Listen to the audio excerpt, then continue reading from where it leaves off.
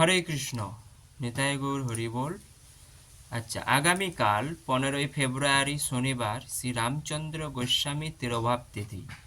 যিনি ছিলেন বংশীবদানন্দ ঠাকুরের পৌত্র এবং শ্রী জাহ্নবা মাতার পালিত পুত্র। জাহ্নবা মাতা কে ছিলেন? তিনি ছিলেন নিত্যানন্দ প্রভুর স্ত্রী। কাল যেহেতু তিরোভাব তিথি, আমরা সংক্ষিপ্ত আকারে ওনার জীবনী সম্বন্ধে আমরা একটু শ্রবণ করে নেব। তো গৌর পার্শ্বদ চরিতাবলী থেকে শ্রী রামচন্দ্র গোস্বামী সম্বন্ধে আমরা এখন পাঠ করব। আপনারা মন দিয়ে শ্রবণ করুন। শ্রী বংশীবদান ঠাকুরের পুত্র শ্রী চৈতন্য দাস ও শ্রী নিত্যানন্দ দাস। নিত্যানন্দ দাস মানে একজন ভক্ত, নিত্যানন্দ ঠাকুর নয়। শ্রী চৈতন্য দাসের পুত্র হলেন শ্রী রামচন্দ্র গোস্বামী। ইনি মহাপ্রভাবশালী আচার্য ছিলেন। একে দ্বিতীয় বংশীবদন ঠাকুর বলা হতো। শ্রী রামচন্দ্র গোস্বামী জাহ্নবা মাতা গোস্বামীর প্রতিপাল্য শিষ্য ছিলেন। তিনি পুরী, কাশী, প্রয়াগ ভ্রমণ করে মথুরায় আসেন। শ্রীকৃষ্ণের জন্মস্থলী আদি কেশব প্রভৃতি দর্শন করেন। অনন্তর গোকুলের দ্বাদশ বনাদি দর্শন করেন। বৃন্দাবন ধামে তিনি কয়েক বছর অবস্থান করেছিলেন। অতঃপর তিনি রাম ও কৃষ্ণের যুগল মূর্তি নিয়ে গৌড়দেশে আগমন করেন। তার ভক্তি সিদ্ধান্ত শাস্ত্রে প্রগাঢ় পাণ্ডিত্য, ভক্তি, সদাচারতা ও আচারনিষ্ঠা প্রভৃতি দেখে সকলে মুগ্ধ হন। অল্পকাল মধ্যে তার যশ চতুর্দিকে ছড়িয়ে পড়ে। বহু সম্ভ্রান্ত পণ্ডিত ও ধনাঢ্য ব্যক্তি তার শিষ্যত্ব গ্রহণ করেন। অম্বিকানগরের 2 ক্রোশ পশ্চিমে বালুকা নাম্নী একটা ক্ষুদ্র নদী প্রবাহিতা। তার তীরে ছিল ঘোর জঙ্গল। জঙ্গলে ছিল হিংস্র ব্যাঘ্রের বাস। সেই স্থানে শ্রী রামচন্দ্র গোস্বামী বসবাস করতে লাগলেন। চারিদিকে শিষ্যগণের বসতবাটি করলেন। গোস্বামীর প্রভাবে সেই স্থান যেন মহাতীর্থে পরিণত হল। গোস্বামী মহাদয় একদিন একটি ব্যাঘ্রকে হরিনাম করতে বললেন। ব্যাঘ্রটি হরিনাম করতে লাগলো। তিনি যাকে নাম উপদেশ করতেন তিনি নামে মত্ত হতেন এবং উদ্ধার লাভ করতেন। সেই জন্য সেই স্থানের নাম হলো বাঘনাপাড়া। ব্যাঘ্রকে উপদেশ দিয়ে উদ্ধার করলেন। হাওড়া থেকে নবদ্বীপ যেতে বাঘনাপাড়া স্টেশন পড়ে, ঠিক কালনার আগে।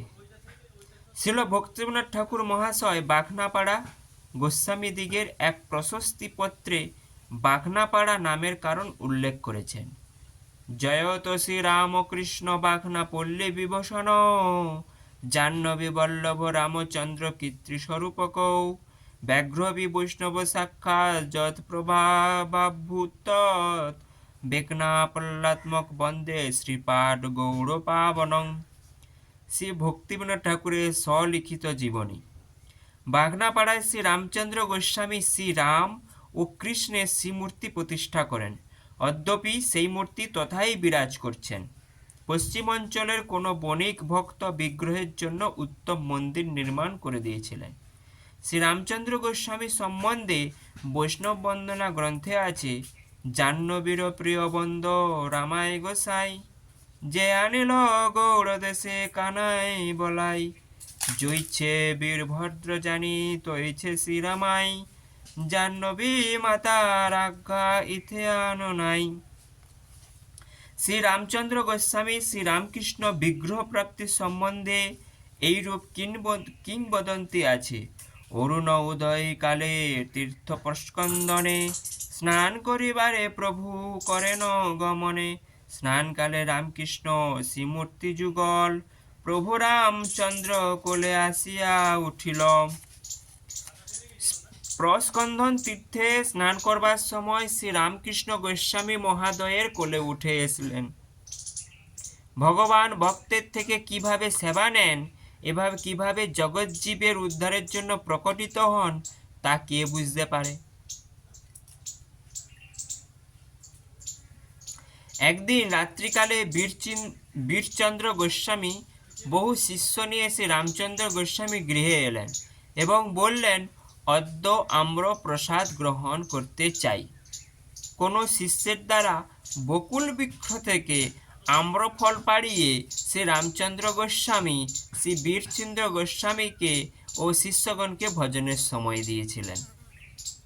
চিন্তা করুন, বীরচন্দ্র গোস্বামীর কাছে রামচন্দ্র গোস্বামীর কাছে বীরচন্দ্র গোস্বামী এবং ওনার শিষ্যরা এসে হাজির হয়েছিলেন এবং ওনার কাছে আম্রফল মানে আম ফল সেবনের জন্য মানে সবাই প্রসাদ পাবে এই রকম ওনাদের ইচ্ছা ছিল। শ্রী রামচন্দ্র গোস্বামী কি করেছেন, ওনার শিষ্যকে বকুল বৃক্ষে উঠিয়ে সে আম পাড়িয়ে এনেছিলেন। বকুল বৃক্ষে আম পাড়িয়ে এনেছিলেন, বুঝতে পারছেন?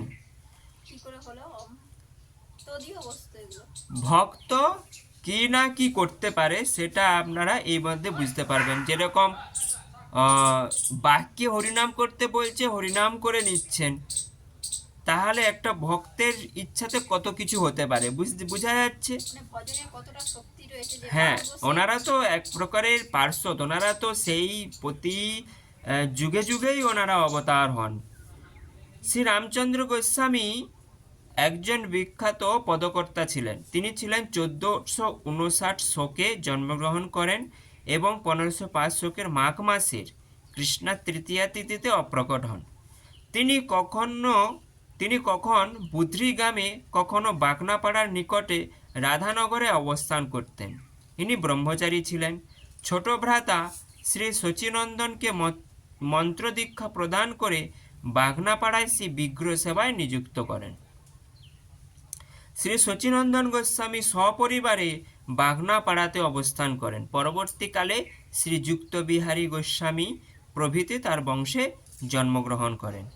শ্রী রামচন্দ্র গোস্বামীর লিখিত গ্রন্থ করচামঞ্চরী, 2 নম্বর সম্পটিকা ও 3 নম্বর পাষণ্ড দোলন। রামচন্দ্র গোস্বামী এই 3টি গ্রন্থ লিখেছেন।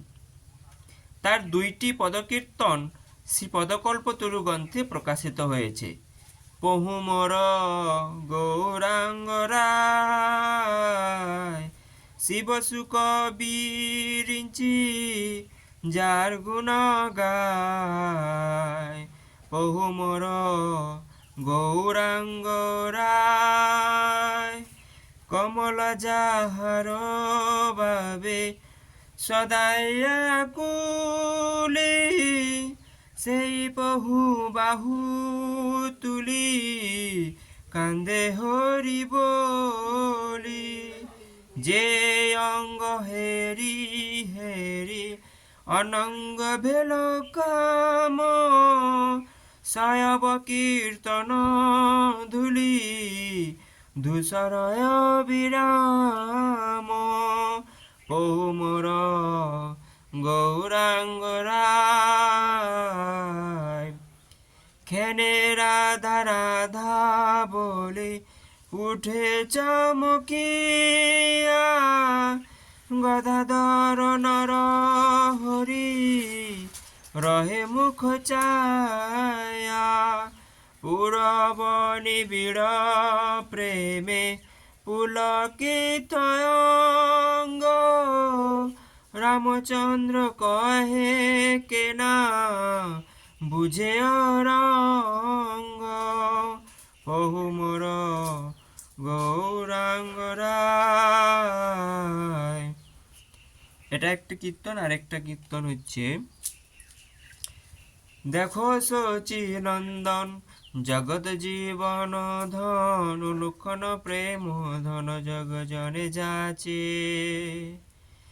ভাবে বিভর বর গৌরতনু পুলকিত সঘনে বলয়া হরি গরা পহু নাচে।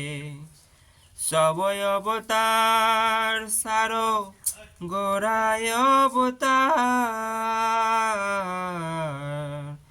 হেম বরণ যিনি নিরূপম তনু খানি অরুণ নয়নে বহে প্রেম প্রধার।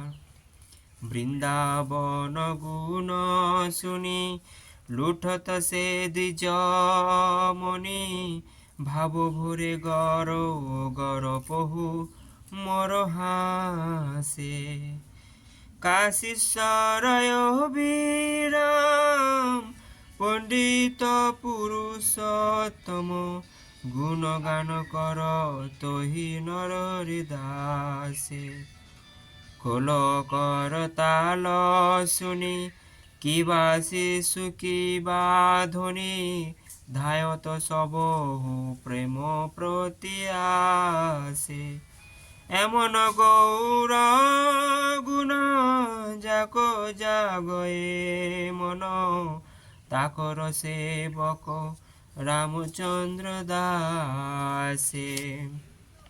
এই সংক্ষিপ্ত আকারে রামচন্দ্র গোস্বামীর জীবনী পাঠ করলাম, আপনারা শ্রবণ করুন। এবং কালকে রামচন্দ্র গোস্বামীর যেহেতু তিরুপতিতে ওনার জীবনী সম্বন্ধে আমরা স্মরণ করব এবং ভজন আমরা এগিয়ে যাব, এবং যত আমরা পার্শ্বদ সম্বন্ধে শ্রবণ করব তত আমাদের কৃপা বর্ষিত হবে, আমাদের হৃদয় নির্মল হবে এবং ভজনের প্রতি আগ্রহ জাগবে। বাঞ্ছা কল্পতরুভ্যশ্চ কৃপা সিন্ধু ভয় বচ পতিতানাং পাবনেভ্যো বৈষ্ণবেভ্যো নমো নমঃ। রামচন্দ্র গোস্বামী প্রভু কি জয়। জয়।